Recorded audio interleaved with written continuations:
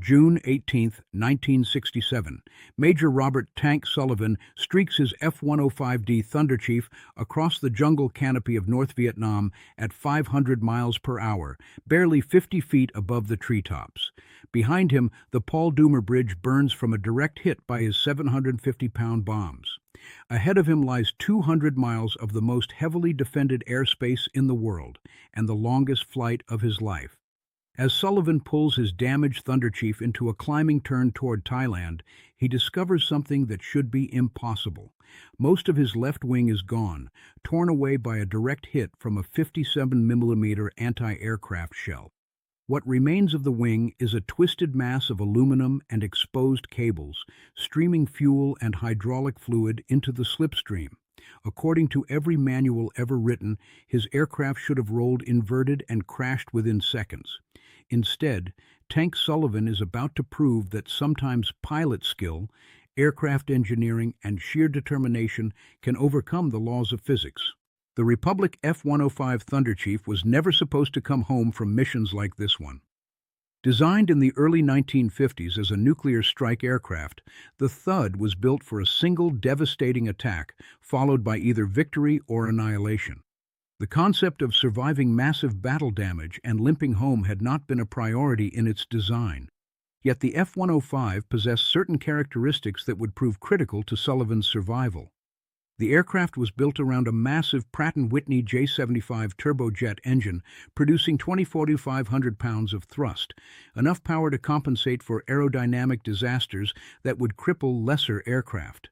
Its robust construction, inherited from Republic's legendary P-47 Thunderbolt, could absorb punishment that would destroy more delicate fighters. Most importantly, the F-105's swept-wing design and area rule fuselage gave it inherent stability at high speeds. Even with major structural damage, the basic aerodynamic configuration might remain controllable if the pilot had enough skill and nerve to test the limits of what was possible. Major Robert Sullivan had both in abundance. A veteran of 87 combat missions over North Vietnam, Sullivan had earned his nickname Tank for his methodical approach to problem-solving under pressure.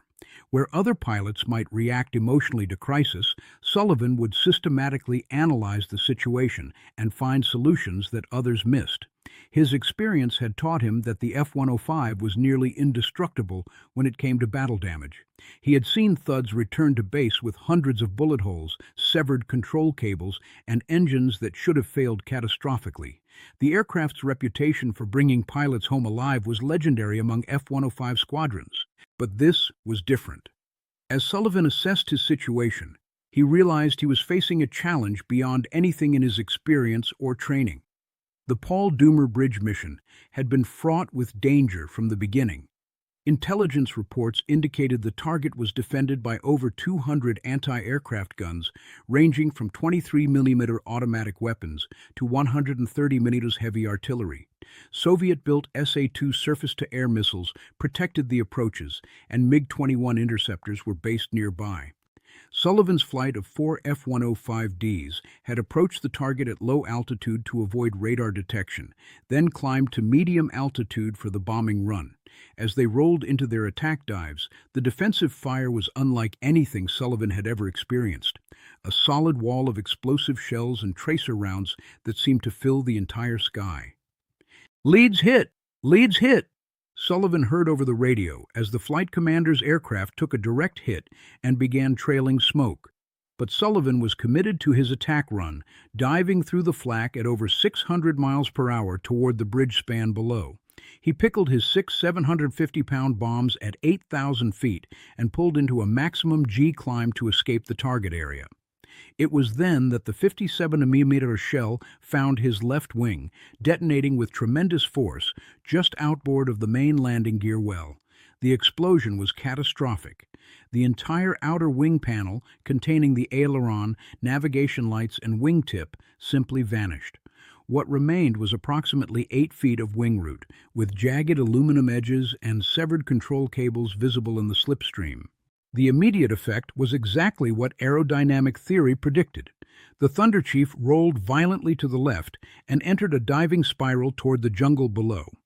Sullivan fought the controls, applying full right aileron and rudder while adding power to arrest the descent.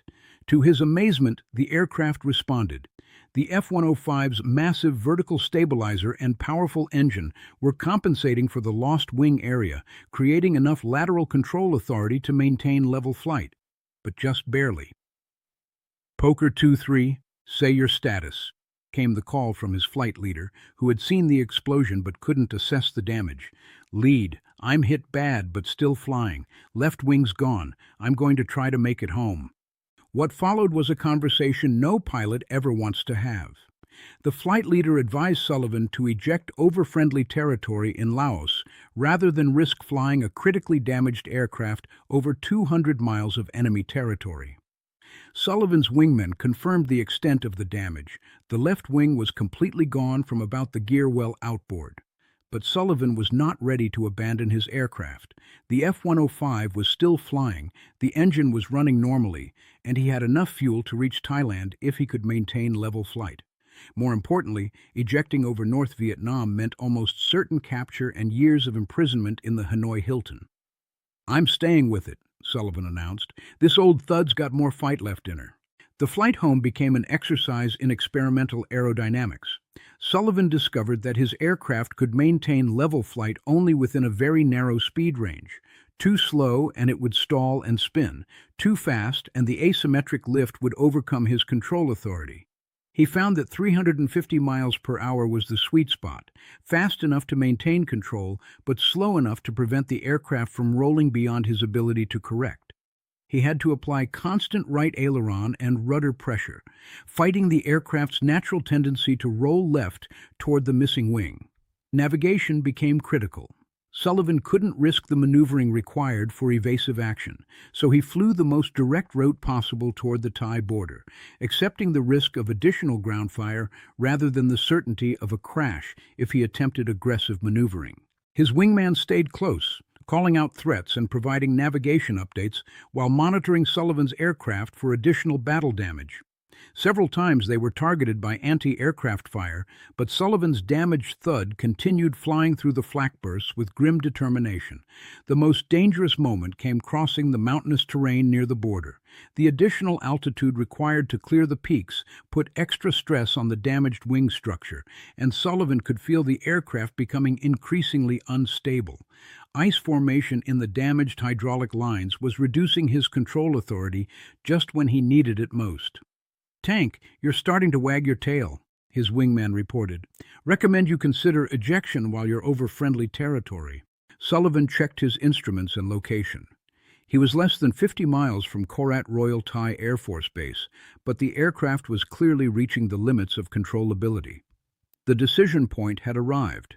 Eject now over friendly jungle, or risk everything on making it to the runway. "Negative, I'm taking her home." The approach to Korat was unlike anything in Sullivan's experience. He couldn't use normal landing configuration because lowering flaps or landing gear would disturb the delicate aerodynamic balance keeping his aircraft airborne. Instead, he would attempt a high-speed gear-up landing using the runway barrier system to stop the aircraft. Tower controllers declared an emergency and cleared all traffic from the airfield. Crash crews positioned themselves along the runway, while Sullivan lined up for his approach at nearly twice normal landing speed. The touchdown was violent, but successful.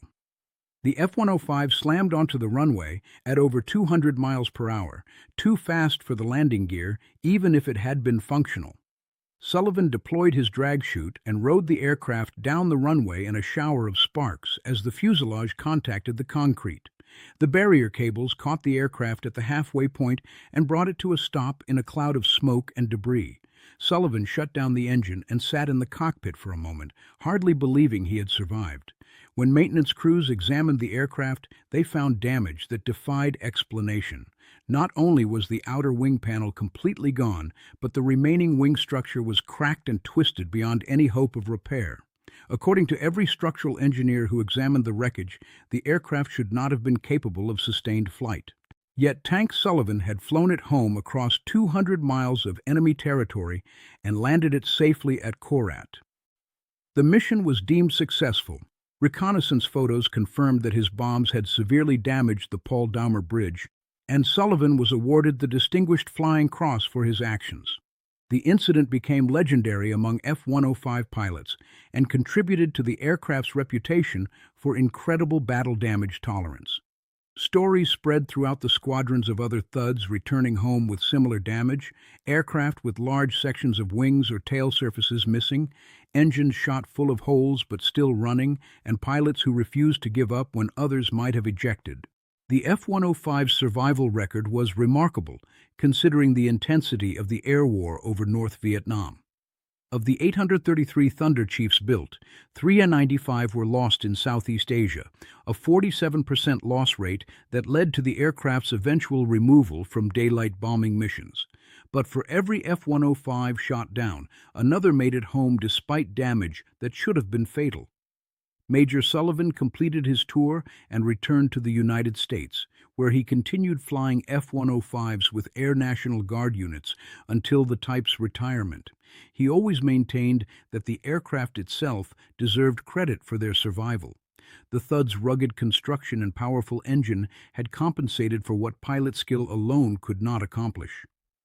When asked about the flight home with no wing, Sullivan would simply say, "That old Thud was built by Republic, and Republic built them to bring you home. She did her job and I did mine." The F-105 Thunderchief was officially retired from combat operations in 1970, replaced by more modern aircraft that offered better survivability and lower loss rates. But the legend of the Thud lived on in the stories of pilots like Tank Sullivan, who proved that sometimes the impossible becomes possible when human determination meets exceptional engineering. On June 18, 1967, Major Robert Sullivan and his damaged F-105D proved that even the laws of physics must sometimes yield to pilot skill and American engineering. It was a lesson written in aluminum and blood across the skies of Southeast Asia, that the measure of an aircraft is not how perfectly it flies, but how it performs when everything goes wrong.